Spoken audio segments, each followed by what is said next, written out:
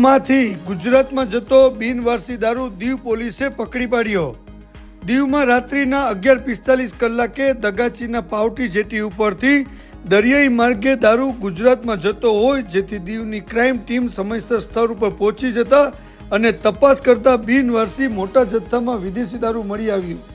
પોલીસે આ દારૂ વરાંગબારા કોસ્ટલમાં લાવી ગણતરી કરતા ₹15,185 નો દારૂ થયો, જે એક્સાઇઝ ડિપાર્ટમેન્ટમાં સોંપેલ છે। ક્રાઇમ બ્રાન્ચ ટીમના હેડ કોન્સ્ટેબલ શ્રી જીતેન્દ્ર પંડ્યા અને તેની ટીમના ઉચ્ચ પોલીસ અધિકારીઓએ પ્રશંસા કરી।